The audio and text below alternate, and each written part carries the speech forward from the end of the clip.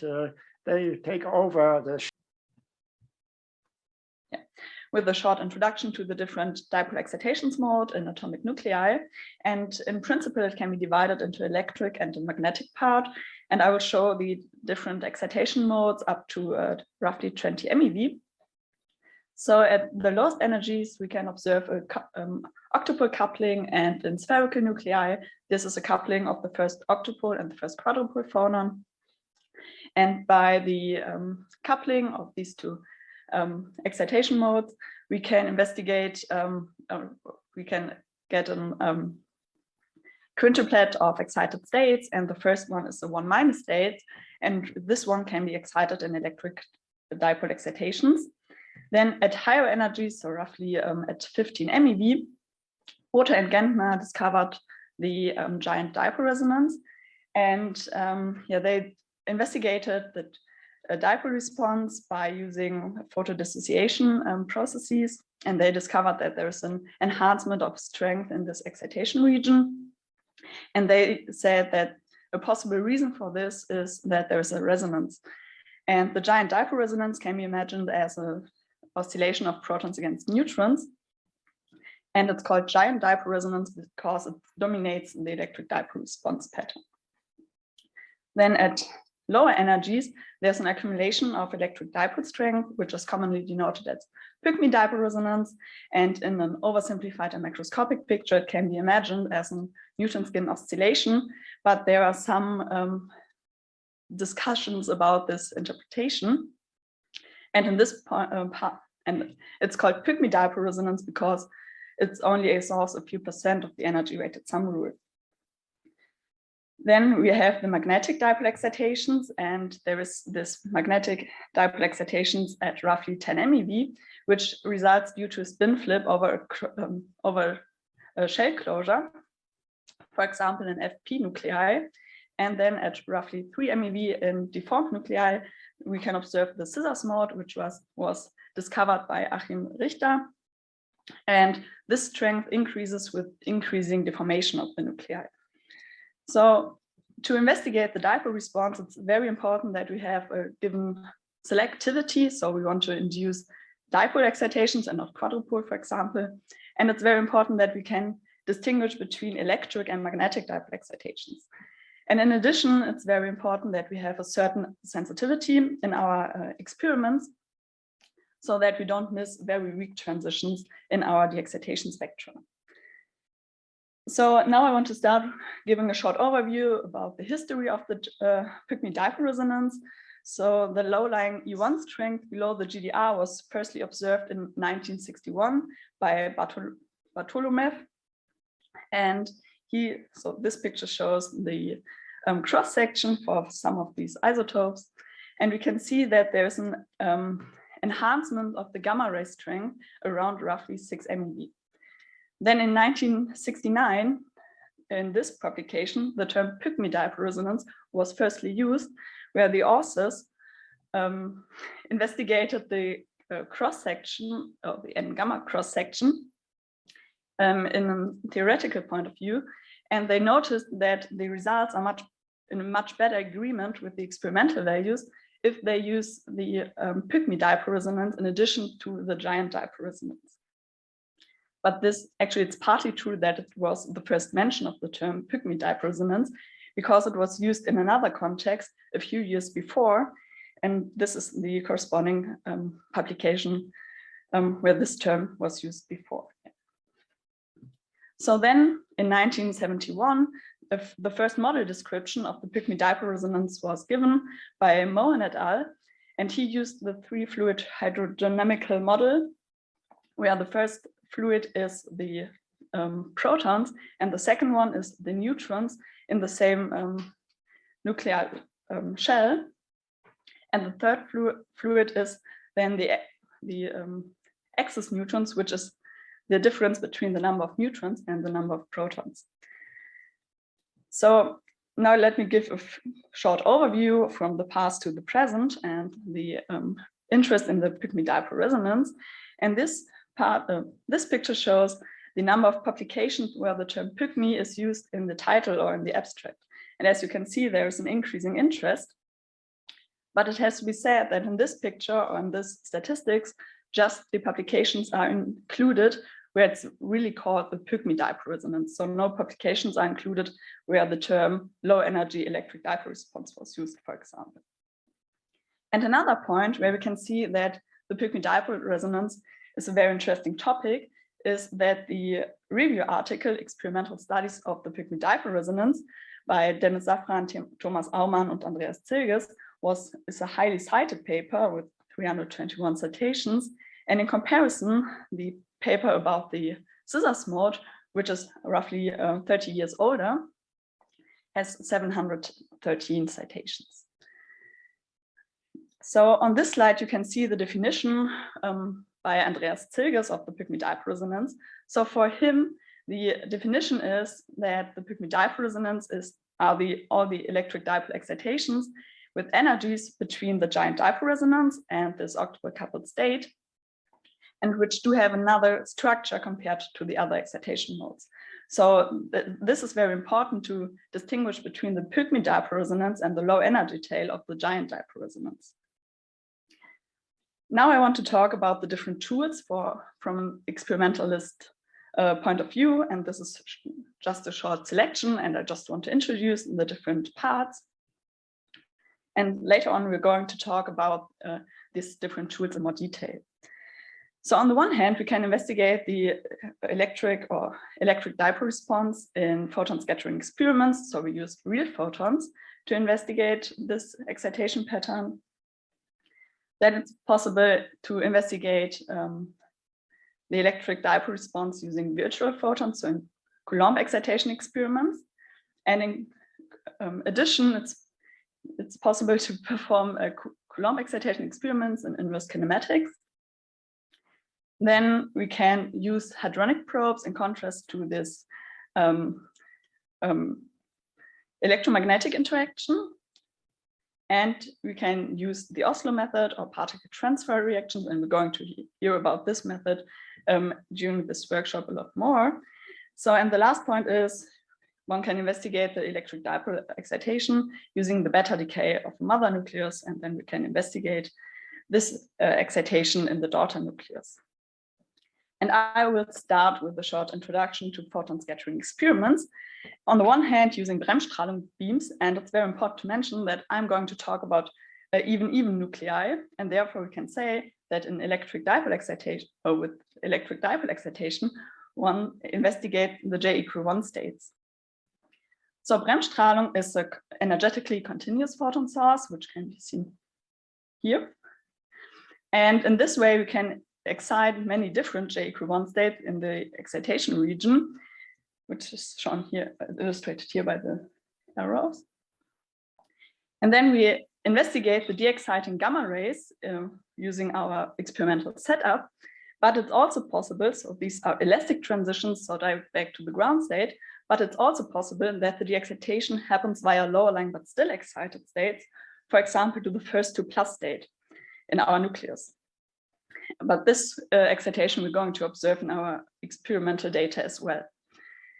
But on the other side, it's possible that there are weak transitions, so which are illustrated here with this dashed line or the dashed arrow, which are too weak to appear in our de-excitation spectra.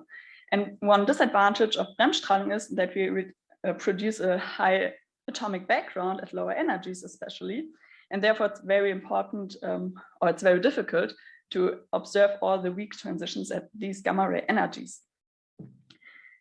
And yeah, in addition to these weak elastic transitions, it's also possible that weak inelastic transitions appear, which we cannot observe. So here we can see the de-excitation spectra in the case of xenon 136 of a Bremsstrahlung experiment.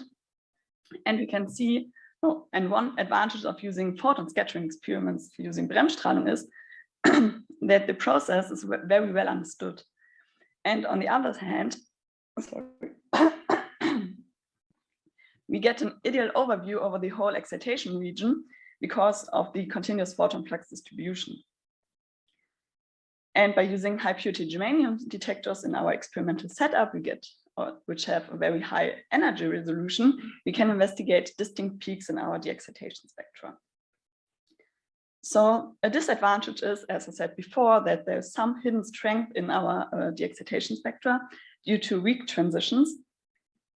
And therefore we can miss weak decays in our target nucleus.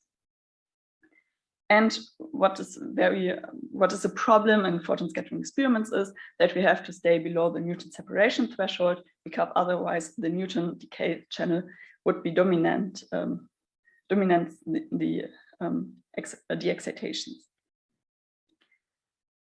Here we can see the B1 strength in different atomic nuclei, which were measured in the last years. And we can see that there is an enhancement of the electric dipole strength between about 5 and 8 MeV in these different nuclei. And the Newton separation threshold is always given. And what we observe is that there's a strong fragmentation in non-Newton magic nuclei.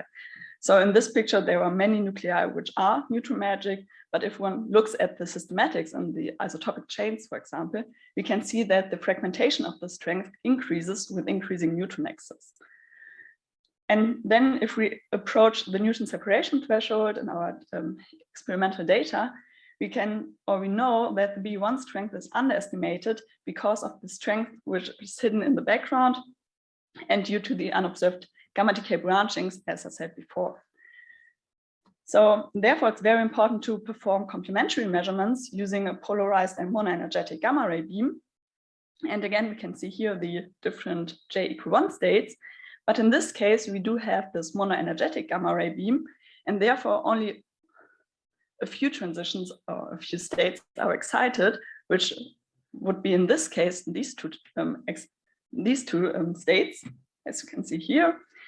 And then again, we observe the elastic transitions back to the ground state, and we do observe inelastic decays to, for example, again, the first 2+ state. But in this case, we can identify this transition as inelastic transition because we know if a peak appears in our de-excitation spectra with a lower energy compared to our excitation region, we know that this has to be an inelastic transition.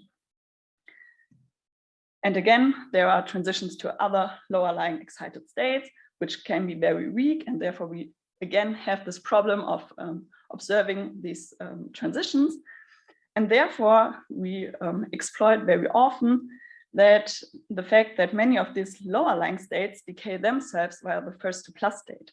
And by investigating the ground state decay of the first 2+ state, we use this as a kind of funnel. We can get a good estimation for the amount of inelastic decays in an atomic nucleus. So here we can see the de-excitation spectra in the case of chromium-52, where we have this beam profile, which is shown here in red. And we can see that only a few transitions are excited. And for example, here we can see at roughly 5.5 MeV that there is the inelastic decay to the second 2+ state in chromium-52.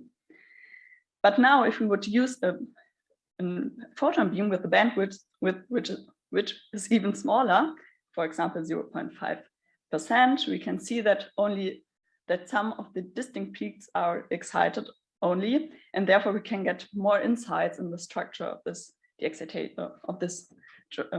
state. So this is one of the great advantages of using polarized monoenergetic gamma ray beams, that we can select a small energy range in the excitation channel, and therefore, or by using well-suited setup and coincidence measurements, we can investigate all the inelastic decays to lower lying states. And by exploiting the fact that we have a monoenergetic gamma ray beam, we can detect the amount of unresolved strength, which is hidden in the continuum because our atomic background is much smaller. And by using the different angular distributions of a magnetic and an electric dipole excitation, we can determine the parity quantum number in an excited state. And for example, this is shown, how this works is shown here on the lower part for the case chromium-52 for magnetic dipole excitation. We can see that we get these values, and for an electric dipole excitation, these states transitions are shown here. The disadvantage of using a polarized monoenergetic gamma ray beam is that it's very difficult to extract the absolute photon flux. And therefore, it's difficult to extract absolute transition strength, for example. Let me ask you, yeah. It's hard to read. On the right-hand side, you have the E1s and the M1s. Yeah. What is the excitation energy down there? Ah, yeah, this is 5 MeV, 6, 7, 8, and 9. Sorry. Thank you very much. Yeah. Okay, and the second disadvantage is that it's very time consuming to scan the whole energy range up to the Newton separation threshold, because you have to perform many different measurements using different beam properties. So yeah, and again, this is the same like in the photon scattering experiments using Bremsstrahlung. Again, we have to stay below the Newton separation threshold. So here we can see some results of gamma-gamma prime experiments using the polarized monoenergetic gamma ray beam in the case of barium-138. And here we can see that it's very important to distinguish between electric and magnetic dipole excitations, because it's in this way we can perform better comparisons to theory. And we have observed in certain isotopes that there are deviations from statistical model assumptions if you compare the photoabsorption cross sections, which can be extracted in these kind of experiments, and from statistical model calculations. And with that, I want to hand over to Michael. Thanks, Maria. Yeah. Okay, click Yeah. once more, because if you want to know more about the nuclear resonance fluorescence methods, Miriam will be giving an in-depth talk tomorrow about photon scattering experiments. So good morning, everybody. My name is Michael. I'm from Coulomb 2, working with Andreas, and we have the pleasure to open this meeting.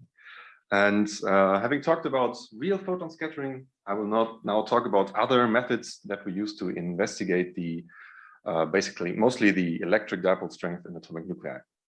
And as Miriam said, you can use real photons, and another way to excite the nuclei is by use of Coulomb excitation, which you can do in sort of high energy proton scattering, as has been done in this case for lead-208. We use protons at rather high energies and scatter them at very forward angles and under different angles. And there you have Coulomb excitation, which you use to excite the nucleus below Sn down to some medium energies, and especially above the threshold, so you can also investigate the giant dipole resonances there too.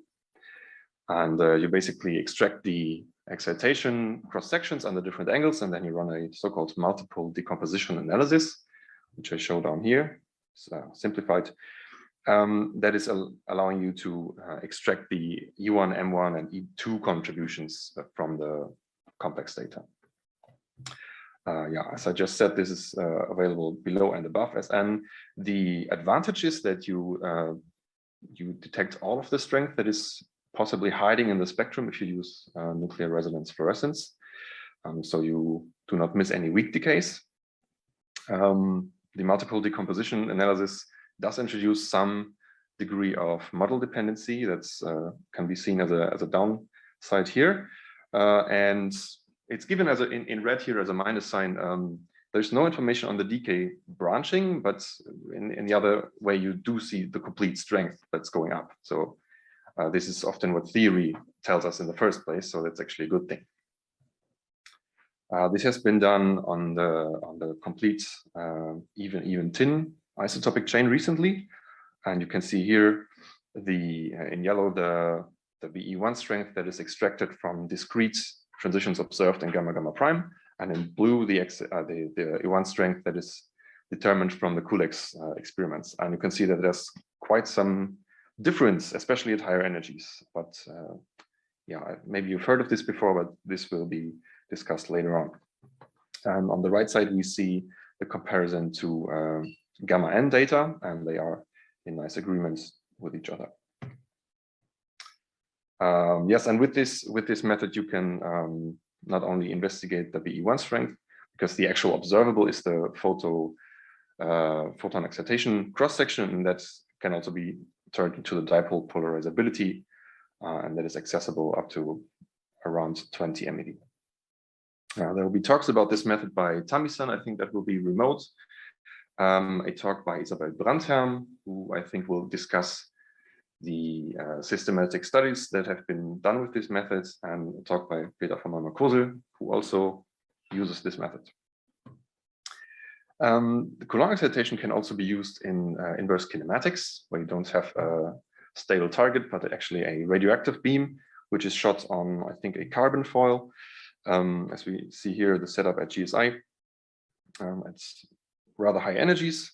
You excite the nucleus below and above the threshold, so you have to detect the neutrons that are emitted if you excite above the threshold, which are then they fly forward from the reaction plane, and they are detected by a large neutron detector, and the excited nuclei then gets transported to a fragment detection system. And then by running rather complex analysis, you can excite here the excitation cross-section, and by taking into account the neutron emission as well, you can come up with the photo excitation cross-section.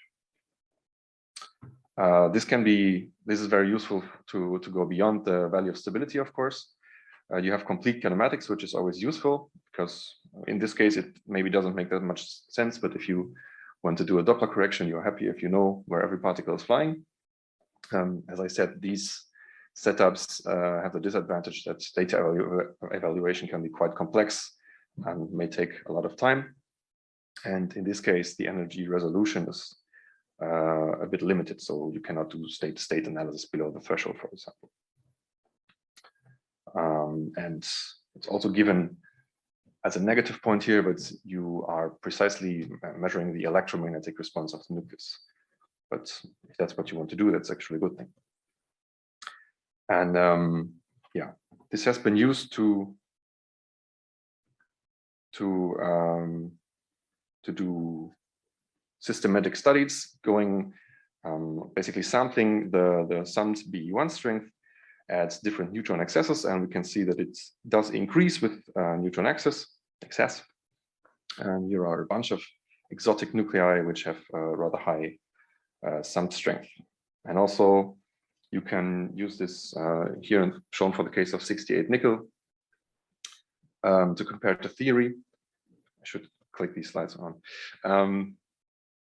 Yeah, because the description, especially for radioactive nuclei, is very interesting for the nuclear astrophysics processes. And there you have to sort of benchmark how theory reproduces that. Now, what we've covered so far were all electromagnetic interactions with real or virtual photons. And about 15 years ago, our field entered the, let's say, the hadronic era, where experiments with alpha scattering were for the first time done in coincidence with gamma ray detection. Back then, no, you're not. It was done before. Done in 1991. With gamma rays? Or 1992, but not with the main. That's why I said that. Yeah, of course, alpha scattering has been established decades before as a great tool to study isoscalar excitations. As you said, it was done at the KVI back then. The site is unfortunately closed. It has been performed at the INFN with oxygen 17, which is also used as an isoscalar probe. It can nowadays be done at the K600 setup in Cape Town at the Athamba Labs. There was a large campaign in Osaka with the Kagura gamma ray array, which was coupled to the Grand Ryden spectrometer. And it can also be done at Big Rips at Riken. And the idea is that you use alpha particles to excite the nucleus, which are known to be a surface sensitive isoscalar probe.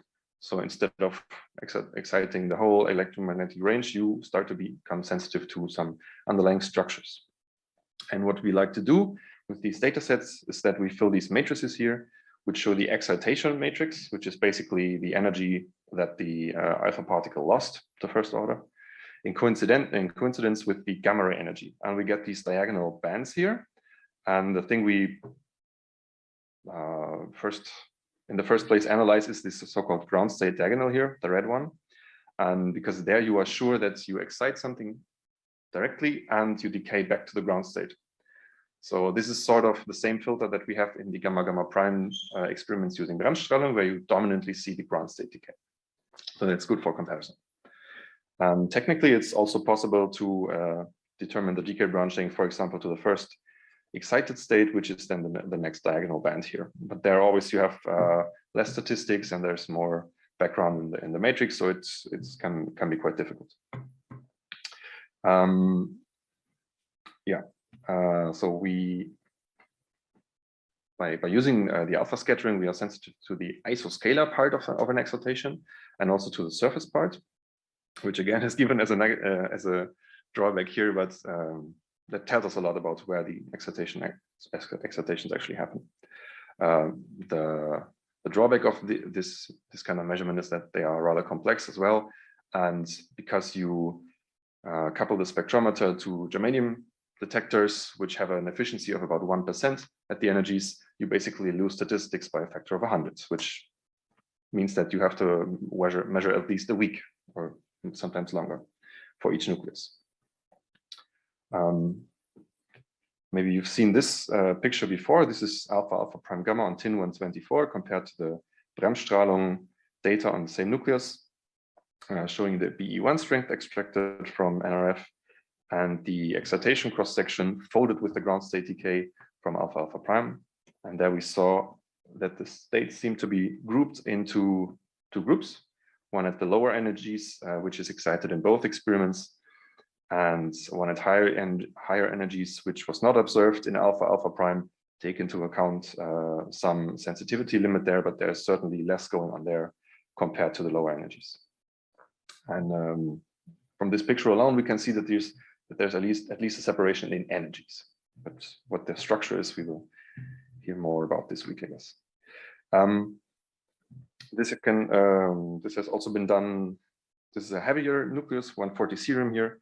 And here we compare the alpha scattering to the oxygen 17 scattering, and we get a very similar result, up to some state-to-state differences.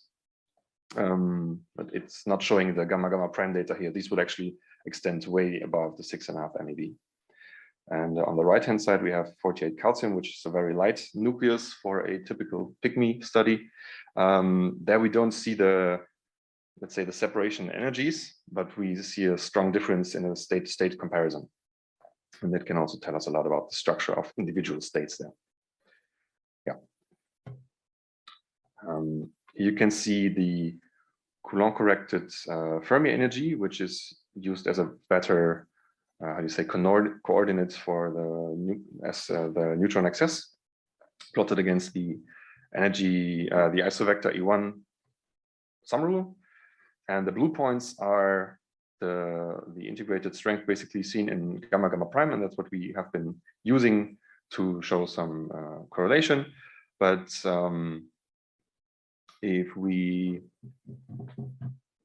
take only the points or only the gamma-gamma prime strength for the states that have been seen in alpha-alpha prime, then that gives us the strength that is correlated to the surface character that we saw in alpha-alpha prime. So that should be, it's written here, the real Pygmy, if we correlate that to a neutron skin oscillation. And we can see that there also is a nice trend there. Now, having talked about this macroscopic surface sensitive probe, we now turn to a rather new probe that's available on the market, which is the DP transfer reaction. And this has been done for the case of 208 LEDs, where you start from 207 LEDs. And here's just a DP spectrum without any gammas. That was done by Mark, and the experiment was performed at the Q3D spectrometer in Munich, which is also unfortunately closed nowadays. And we can see there that you, due to the high resolution of the spectrometer, you can really pinpoint each excitation there and learn about its structure, also by measuring angular distributions. Yes. Let me filter these through. On the lower panel, you see a DP gamma coincidence spectrum, which has been measured in Cologne with our setup sonegatoris. And I will be talking about this more in the afternoon, so I won't say too much about this. And the downsides of this probe is that unless you have a radioactive beam, you are limited to the cases where you have a neighboring stable odd mass nucleus that sort of limits the accessibility. And not really sure why Andreas said that it's model dependent. Maybe Mark knows a bit more about this, but at least the lower picture is not really model dependent. So far I can say. Yeah, what have we learned from this? At least in the case of 12010, we saw that the low energy part of the electric dipole response in tin 120 seems to be dominated by two specific single particle configurations, at least in 12010, but I will be covering this later in the afternoon. And in lead 208, a comparison was done between the experiments, large scale shell calculations, and some energy density functional plus quasi-particle phonon model, EDF plus QPM calculations, and these nicely reproduce the gross features as well as the structural interpretation of the data there. Yeah, and hang on, because I will be talking about this and Mark will talk about the lead on Friday. So since this workshop is intended to connect experimentalists and theoreticians, we show you here the observables that are accessible with the methods that we have introduced. And from the first stage gamma prime experiments, we can extract, first of all, the energies of excitation. So how many states do you have where? We can determine spins and parities. If done with some work and if done right, you can determine gamma decay branching ratios. Ideally, you want to have the cross sections for the excitation in ideally different probes. And we can, to some degree, come up with the BE1 values. These are things that theory often provides for us. And slightly grayed out here are the isospins character or the single particle character of individual excitations, because these are not really observables, but these are sort of tags that we can put on states or groups of states, and that might be helpful to compare to theory. So let's sum up. We showed you that the purely electromagnetic response is often a prerequisite for other experiments. So you want to chart the nucleus first, but it's not sufficient to understand the deeper nature of all the states and excitations that we see. Especially for the hadronic experiments, data evaluation is quite complex, and getting the setups to work can also take weeks or months sometimes. From the comparison of the different experiments, and especially from comparing the Coulomb and gamma prime data, we have learned that sometimes we should maybe take care not to compare apples to oranges or apples to pears, as we say in Germany. So that's why I show you a fruit salad here. And the systematics are always very helpful, which can be done quite nicely with gamma prime experiments. But for the hadronic experiments, the amount of data is not as rich yet. But let's hope this is coming in the next years. Yes. One interesting thing, or one interesting feature, would be to measure the actual form factors of excitations, because that can tell you more about how the excitation actually looks. And I've been told that this is probably doable in EE prime, but yeah. And the final point is that we need theory. We need nuclear structure theory and especially reaction theory to compare to the recently developed hadronic probes as well. So that's why I'm glad we're all here, and I'm open for questions. Thank you. Thank you very much. So are there questions? Yes, you talk first. Then. Good.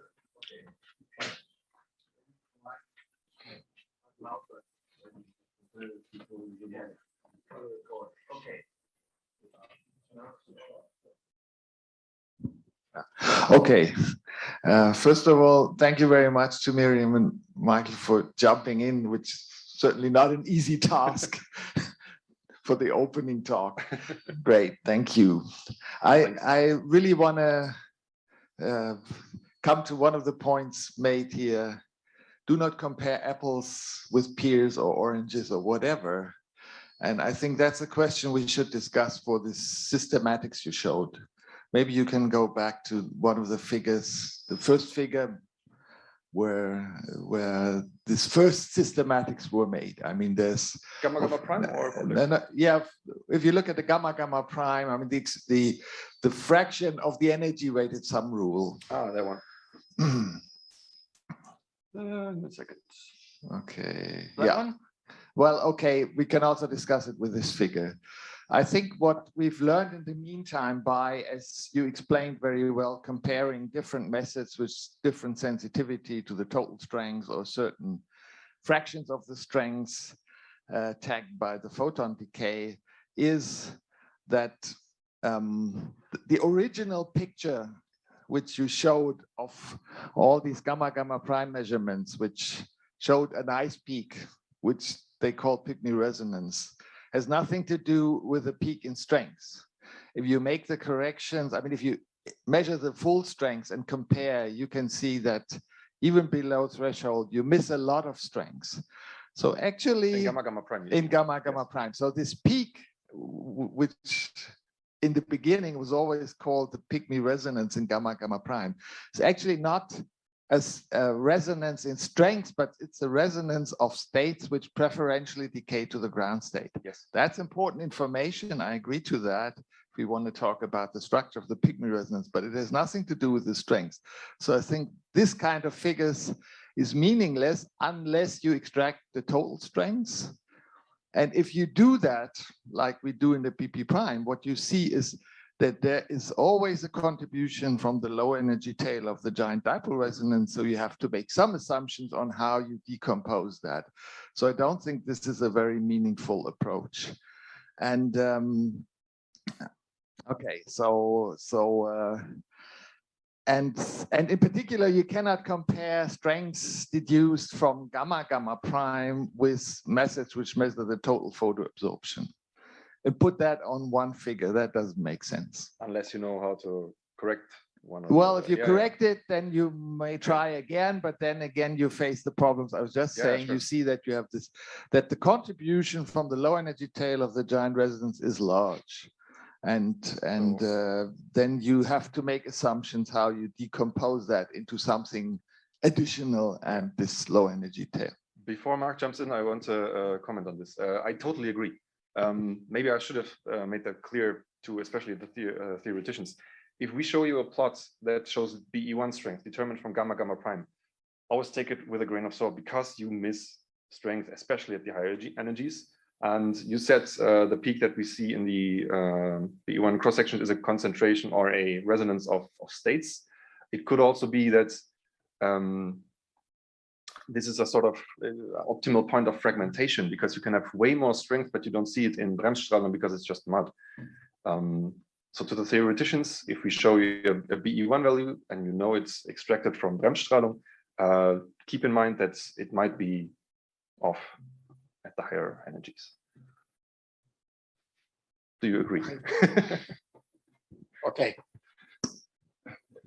Thank you very much for your talk. And it's interesting that Peter also wondered about this figure. I mean, who did put into your head the axis? I mean, there is a quantity delta CCF is equal to S2P and all this jazz. I mean, did you try to find something that you get the straight line for the well, I didn't come up with red line, or what is it? I mean, what make you, from the physics point of view, to this x-axis? I mean, yes. Why did you plot this way? So I didn't come up with this, but so you can normally you show just the neutron axis in numbers basically, and you see some trend, yeah. But as I remember, Andreas a few years ago, they tried to come up with this value, and it's made the trend a bit smoother. And what you basically do is if you just look at the number, you don't take into account any shell effects or binding energies or whatever.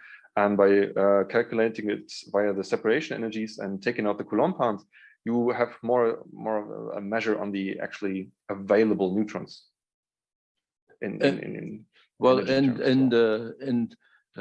Is your red line Yes. to the red points, is that the theoretical line where you No, this is do just the same thing a line to guide the drawn eye? to it. Yeah, So what would be the theoretical prediction for this quantity you measure? Good question. Tried. Nobody tried, but in order to make this figure some sense, I think we need a theoretical idea how to explain this. Yeah. Another question, can I have a second one? Another question is the picture where you showed lead 208, The the DP. Munich data. Yeah. I was wondering, yeah. Oops. Yeah. This is in the upper part, that's the DP spectrum for high excitation energy between 7 and 8 MeV, essentially. And then there are dashed lines. Yeah, these indicate states that have been analyzed. But there is a number of other states. So what tells you that the ones with the dashed lines have certain spin-in parity? Unless Mark wants to comment on that. I mean, we know where the 1- states are from gamma gamma prime, and we have angular distributions as well. So you used gamma gamma prime to identify the spectrum, which, of course, and compare it to this high resolution spectrum. Yes. Thank you very much. That's why. And measured angular distributions, right? And confirmed with those that the angular distribution is in agreement with a 1- assignment. Yeah. Okay. Very good. Thank you. So, and all the states were analyzed. Yes. So we have Now I angular understand distributions it. for all of Yeah. Now I understand. Yeah. Thank you. It always sounds like we don't need gamma gamma prime anymore, but we do need it in the first place. Yeah. Yes. Mark. My comment. Yeah. Now it's your turn. Great, thank you. I think that was a great overview talk, and want to congratulate you both for doing that. Great job. Comment to Peter's comment. Gamma gamma prime, I think, is still important in many ways, since it's such a clear probe. And as also pointed out here by comparing to the DP studies, it oftentimes gives us a first hint of where the 1- states are, especially those that lead to discrete states observed in the gamma ray spectra. And also it allows us, and that is, I think, also important once we go to more complex systems, to learn something about the strength that is shared between 1- and 1+ states. And if you think about the hadronic probes, especially the studies at RCNP, where you have to admit that the data pool that we have right now for these studies is smaller than the gamma gamma prime pool, for instance, systematic studies only in the tin isotopes so far. Then we have some data in calcium and lead, and we only start to go to samarium nuclei, maybe have some other experimental campaigns in the future. So we don't know yet whether it is indeed true that for all nuclei, there won't be a peak formed at the low energy end. It seems to be true in the lead, it seems to be true in the tins, it seems to be true in the calcium, but we can't judge on all the other nuclei yet. And of course, what you need there is as well a multiple decomposition, right? Just like for the DP, we need angular distributions. And then gamma gamma prime guides us as to where the 1- states are. And for the multiple decomposition, right, you have E1 in there, E2 in there, M1 in there. So there's also some model dependency. So I think what this talk showed, and what is very important to recognize, at least experimentally, is we need the complementarity here. Since there are a lot of structures around the neutron separation threshold, the density of states is very high. And as some of the probes have a model dependency in extracting observables that can be compared to theory, it's important that we double check this with different experimental approaches. That's all I wanted to comment on that. So are there any other one? Okay. Yes. I wanted to ask you, you showed the plot about the dipole polarizability for thin isotope chain. Yep. And as we could see now, we have results from different experimental approaches, and there is a kind of spread of the values. And I have been wondering, what is your opinion? Could you recommend some of these measurements as kind of more reliable? I mean, I'm wondering from the theoretical point of view, which data should be maybe used as the best constraint. Also, I'm wondering if you, I don't know if you're aware about the measurement by Hashimoto from 2015 for tin 120, the value for dipole polarizability was reported a bit higher than what you have here on the plot. It's above 8 Fermi to the cube. So I wonder also why this point is not shown. Is there some reason for this? Yeah. Okay. Yeah. Thank you. Yeah. Peter, take the mic, otherwise the remote people don't. Okay. First to your last question about this result with Hashimoto. It's actually related somehow to the figure shown here. The blue point shown here is our systematics measured with the PP prime method on tin isotopes. Previous to that, we did another experiment on tin 120 only. And the experimental strength you extract is actually the same within error bars. The difference in the numbers comes from the fact that at the time, we looked at the literature, and there are, of course, the gamma XN data from Saclay and Livermore, and Livermore measured something for the whole strength, and we included that. So, and it turns out that if you look at the gamma XN data, they show very strong variations from isotope to isotope, which I only realized later. So the tin 120 result in Livermore, for some reason, is very high. And because it entered into the determination, so we averaged over the available data, the number was higher. That's the reason. But looking at the systematics we have now, we can look at the details of this article. I think what we find in terms of the strength in the giant dipole resonance region makes much more sense than the old data. There are really problems with the old data. That's my claim. And to this left figure, I mean, that illustrates kind of what I just said. If you take the orange result, the gamma gamma prime, and if actually we tried that, if you do on top of this a statistical model correction on the weak decays to the ground state, which you missed, then there's pretty good agreement at this low energy end. You see a kind of peak in which also agrees in strengths. But then at higher energies, most of the strength is obviously weak and obviously goes not to the ground state, but to excited states. And that's actually what you expect if you think about decay of the giant dipole resonance, a low energy tail of the giant dipole resonance. You would expect, because of the complex wave functions, that they mainly go into many, with weak branchings, into many excited states. Yeah, thank you. If I can just comment on that. Yeah, nowadays we basically all agree on that. We know why this is so different here, because gamma gamma prime is missing a lot of the weak states and the decay branching at higher energies. Theory suggests that this is the reason, the more complex configurations at higher energies, and we basically know that this is the case. We just need to now make sure that we come up with the same numbers. So this is what I said earlier. If we show you a gamma gamma prime integrated strength, then we should keep in mind that this is not the full picture. It depends on what you want to investigate. I mean, there maybe the issue is that we all call this thing between SN, we call it Pygmy, but there are several things at play, and we should maybe come up with different terms for different features. Further questions, Mark? You have 2 minutes.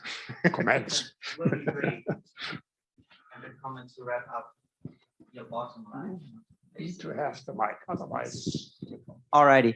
So complex configurations. Can you go to the DP slide that you had? The second one where you show the experimental the results and not the spectra. So that's part of that story, right? That we basically now want to nail down what are the one particle, one hole configurations around the neutron separation threshold, consistently compare those with theory to check the wave functions and the microscopic structures being present around there. And then at some point, and that can be a discussion about the experimentalist and also with the theoretical guidance, it's an important question: how can we access the two-particle, two-hole configurations there that might belong to the tail of the giant dipole resonance?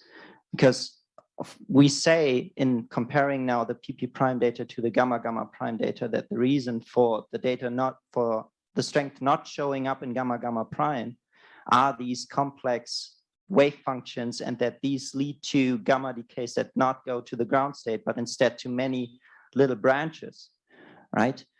But what is consistent up to now with this interpretation for two studies that we have is that indeed the lower group of states has a strong one particle, one hole character that we see in DP, but we haven't accessed that systematically yet, which we need to do. And then at some point figure out, okay, how can we access these more complex parts of the wave functions to really say, okay, are these two particle, two hole dominated states that we see on the tail of the giant dipole resonance? So it was already a very lively discussion, and I'd like to draw your attention to the panel discussion on Thursday evening, or the last part of Thursday. And so you are invited to contribute to that discussion, just those aspects which we heard about, namely, what are the appropriate experimental methods, what is the requirement to theory in order to understand those things, what can theory provide as information and input, and where we need to go. So keep in mind, there's this 1.5 hour reserved for, so to say, perspectives, and please contribute to that discussion. I think we should have very big applause for the two speakers replacing and doing a very good job instead of Andreas. And thank you very much to Miriam and to Michael. And now, so please, give a big hand to these two speakers.